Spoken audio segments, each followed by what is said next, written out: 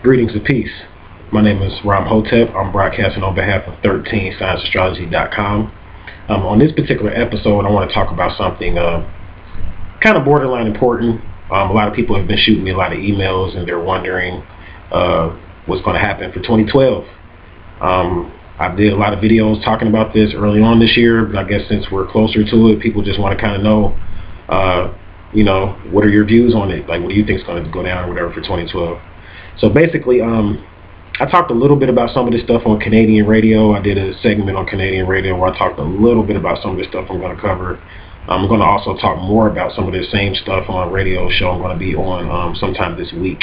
I suggest you actually join with me on my Facebook page. You can visit 13scienceastrology.com and join up with me on Facebook, and has all my information about the radio shows and stuff that I do. I'm going to be doing some radio shows in UK as well, but I'm going to be talking mostly about this shift and what's this quarantine and what exactly is going down and how is this going to go down. So let me go ahead and get right into it. Now, is something going to happen on December the 21st, 2012? Probably not. Maybe they'll plan something, you know how that goes, some type of a ritual will probably take place, but will it be something like, big deal, like universal, like something universal that came down from the Galactic Federation type of thing? I doubt it. Something may be planned or whatever. I suspect something could definitely probably happen in New York.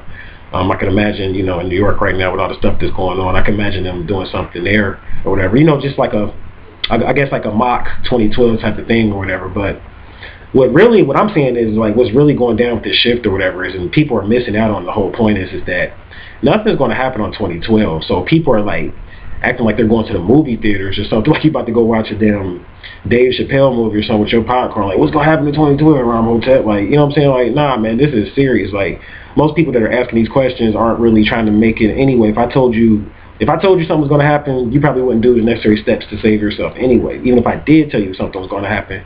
But, I mean, nothing's probably not going to happen on that date, but the problem is that you're not going to prepare for the real thing. Because they put this movie out about 2012, like 2 years ago. They've been pumping this into your head all year, about 2012, December the 21st. They've been pumping this Mayan prophecy in your head for about the past 4 or 5 years. So everybody's just been waiting on it, really longer than that. They've been pumping this Mayan prophecy thing since the 90s, I remember. The books start coming out, that I remember, from when I was studying it, like back in the 90s or whatever. And they've been pumping this thing. And the Mayan thing is real, but it's not based on a Gregorian calendar date. And that's what people fail to realize. Like, these dates only gauge roundabout estimates of when things begin and end. They can't tell you on the drop of a dime on a date that's going to happen. Like, you have a left-brained linear way of looking at things, and nature is not left-brained nor linear. Nature, she does things when she gets ready, and she does things in cycles.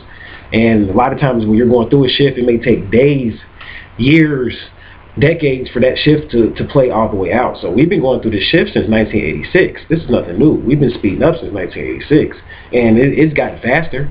Today actually marks the first day that we crossed over the fourth dimension, the galactic line that separates the third and the fourth dimension. We crossed over that last year. So, I mean, we're in the fourth dimension, and people saying, well, you're not supposed to be physical in your fourth dimension. There's fourth dimensional beings. You are still matter. It's just you're a different type of matter, and that's why a lot of people are feeling tired right now. They feel like they're going to die if they don't change their diet, and you will. I mean, I'm just keeping it real with you. You will die if you don't change your diet. I'm not trying to scare you. That's the first thing I want to talk about here is diet. You want to know what's happening? Are you getting close to making the shift? How do I know if I'm making it? Or how do I know if I'm resonating with the shift? Well, the shift starts internally first. So if your diet is not good, you know what I'm saying, then you're probably not going to make the shift, just to be honest with you, because the shift starts internally. So if you feel yourself getting sick and you can't eat certain foods, I mean, I don't care, even certain vegans are getting sick now. Like, that means they got to go to breatharianism, and certain meat eaters are getting sick. That means you got to go to vegetarianism. So everybody is shifting on degrees. What I'm explaining here is that we can't carry over the old ways because the shift starts internally, so we can't eat the way we used to eat, like going into the shift. That's the first thing. If you wonder how you're going to become an exotic matter fourth dimensional being, you have to first change your diet to an alkaline being. You have to become an alkaline plant-based being again to make it into the fourth dimension. Because at one point, we were plant-based beings. Like I talked about before, we were green. And we're slowly going back into that. Those people that make it, we're slowly going back into that, but you can't make that shift if you're not eating healthy. So that's the first thing. That's the first thing. You have to change your diet. Now, when you change your diet, that'll get you in tune with the universe. That'll get you in tune with your ancestors. Because now you're connected. Your cords aren't severed anymore. You have cords. And they know this. And when you eat the meat, it severs your cords that connect you to your ancestors. It's literally etheric cords that connect you to your ancestors so that you're always able to communicate with them through your DNA. And when you eat meat, it severs those cords. They can be repaired. Your DNA can be repaired, but you have to first repair it by detoxing, eating healthy. That's the first step. Like, don't ask me about how do I repair my DNA. I want to take this gold. People call me all the time, and they say, I want to repair my DNA, and I'm going to take this monoatomic gold or whatever, and that's going to help me to repair my DNA or whatever. And they don't realize that you got to change your diet. There's more to it than that. Taking something is like, that's what I'm saying. People, they want a quick fix. It's like they want to pop something, like pop a pill, and then that's going to just solve all their problems.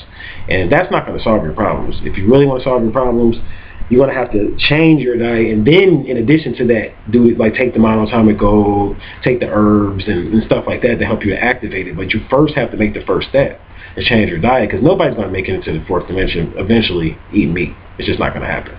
So that's the first thing. Then you get in tune with your ancestors, because now you're connected by with your diet. So now you're in tune with the fourth dimension. Your ancestors live in the fourth dimension, by the way.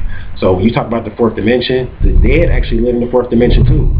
In the Bible, it talks about in the end days that the dead will be raised with the living. Like, they talk about the raising of the dead. This is dealing with when we as the living will exist back in the realm with the dead in the fourth dimension, when we will be able to hear our ancestors clearly again. That's pretty much what's happening right now. Like, a lot of people are like, well, I'm hearing things, I'm hearing ringings and all that. Your ancestors are trying to communicate with you. And sometimes they look different ways and they scare you. But those are your ancestors. Don't get scared. It's nothing in you that can try to contact you if it's not already in you anyway. Nothing can be done to you when you do rituals, and you won't see anything inside unless it's already in your aura anyway. So that's the first thing that people have to realize. You're going to get connected back to that once your diet gets better. If you don't get connected back with that, like, it's basically like the same mechanism that the birds have, where they're able to know where to go when a storm is getting ready to happen. You start to see the birds leave before the storm even hits, and they just know where to go. That's because they have a connection with the fourth dimension, and we don't have that connection anymore. We were quarantined from that, actually, and that quarantine is being lifted. Now, I have a video called "The Quarantine 2012 is Not the End," or whatever. I'm talking about more about the quarantine, so I'm not going to go into that here. But the quarantine is being lifted. So now we can connect back with the fourth dimension again. The dead will be raised again. We can connect with our ancestors again. So that's another thing that's happening. So all this is like, you notice I'm going somewhere with this. So what you have to understand is that once this happens, the planet is going to shift. The planet is going to shift as well, physically. Just like we're shifting physically, internally first, and then it happens externally. Like, you're changing internally, and then you start to change externally. You want to change. You wake up one day and you just want to be a vegan, or you wake up one day and want to be a meditation coach, and you used to be a stockbroker or something like that. I mean, I get consultations from people, all kind of people that are like used to be big time stockbrokers that are like, man, I really want to just be a crystal therapist now. That's the shift. It starts internally, then it happens externally, and the earth does the same thing. So let's talk about the earth. Now, the earth is going to shift, and people don't realize that when the earth shifts, some lands that were visible before the shift aren't visible anymore. Some lands that you never knew about that were hidden become visible. Very, very key here, because where you're living may not be a place that's going to be existing after the shift. And you're wondering, when is this going to happen? That's the first thing people want to know. When is this going to happen? How do I know it's going to happen? Like I said, if you're not changing your diet, don't even worry about if you're in the right place. I'm serious. I'm not trying to be hard on you or not, but I mean, I'm just keeping it real. If you're not going to change your diet, don't even worry about if you're in the right place or not. It doesn't even worry. It doesn't even matter, because you have to be guided there. See, like, if you're not in tune with your ancestors, your guides, the higher beings, it's because your cords have been severed. So you have to change your diet first. So you go ahead and change your diet. We're in the fourth dimension. The earth is shifting, so you have to find out a new place to go. Where you're at may not exist. Now, I'm going to give you some clues on places that, you know, we don't know for sure, but this is based off the Native Americans prophecies. You know what I'm saying? I'm an indigenous American. I've definitely studied a lot of Native American information. And the Native Americans, all 500 tribes, talk about certain land masses that were up underwater, and they all agree.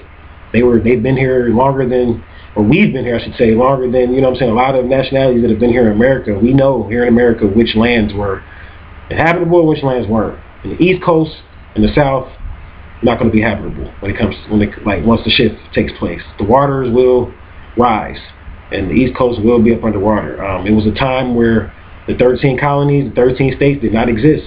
Those waters subsided, and we built cities. See, people fail to realize the Moors, and I have to point this out here, the Moors pushed the waters, a lot of those waters out from different coastal lands. The Moors pushed those waters out and built cities.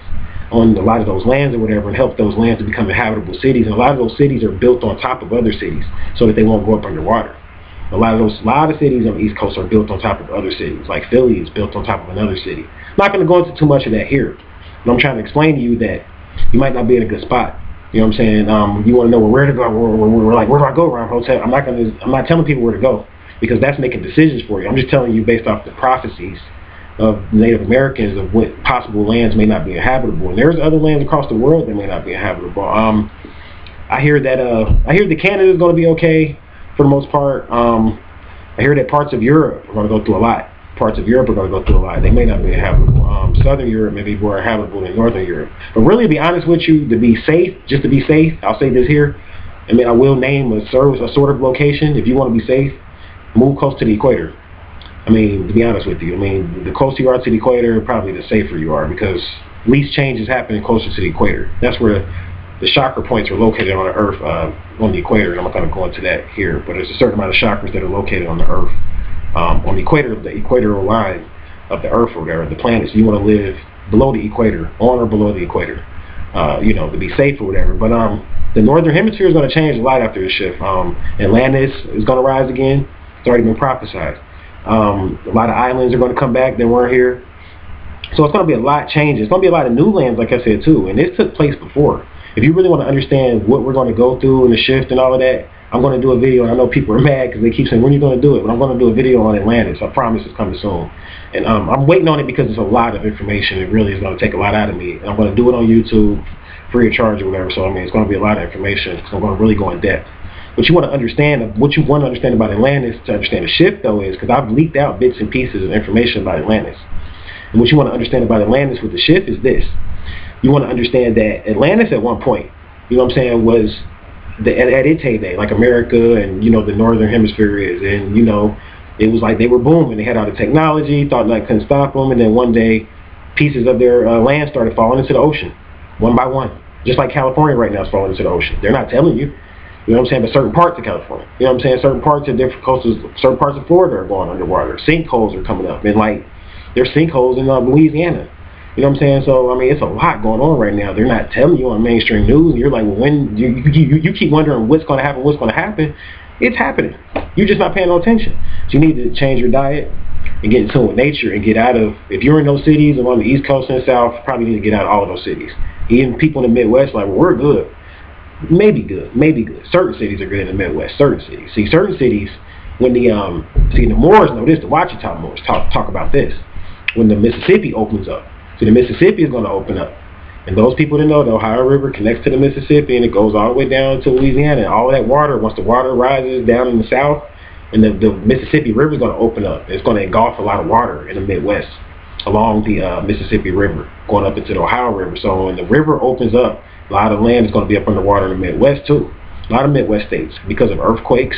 The Midwest also sits on a fault line that goes through the Midwest all the way to the East Coast from D.C. Actually, from the West Coast all the way to the East Coast. But it goes through the Midwest.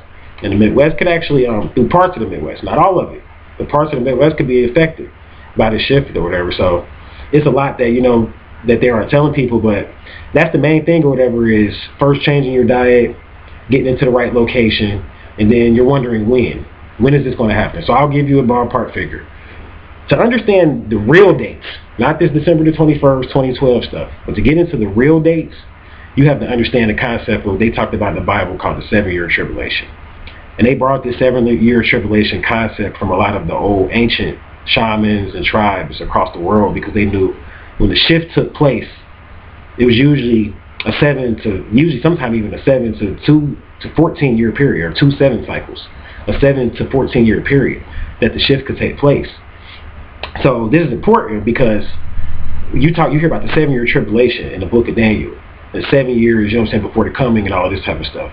And people fail to realize that once 2012 ends, once we go through 12-12-12, and then December the 21st again, which is 12-12-12 again, because we're going to go through 12-12-12. Today's 11-11-11, so it's speeding up. After today, everything's going to speed up in your life. Karma, everything that you're doing that's wrong is going to come back at you a lot quicker, because you're going to judge yourself a lot easier and a lot faster once the quarantine is lifted. And the quarantine is gradually being lifted. So I know I'm talking about a lot of concepts here, but it'll all come together. Just listen to it and soak it in. It'll all come together.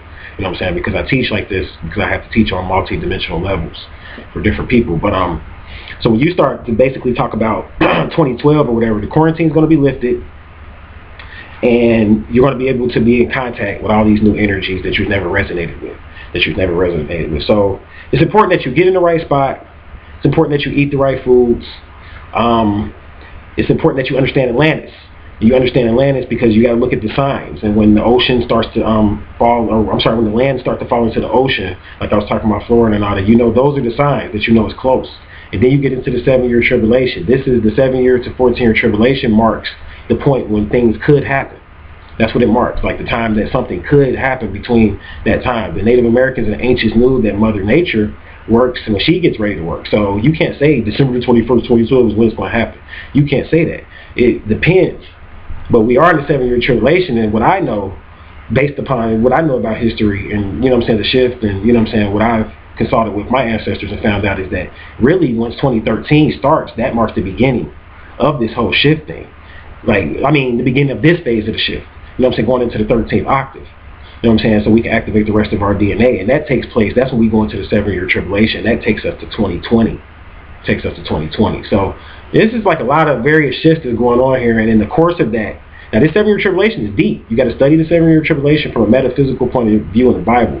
You'll find out that, if you study that, you'll find out that a lot of people die within that. Because the 7-year tribulation, a tribulation basically means a trial or a test. So this is a test to see who's going to make it to the 4th dimension. See, everybody thinks, oh, the beings are going to come back and save us, and they're going to take us into the center of the earth, into Shambhala. Man, if somebody's telling you that, you better be careful what beings these are.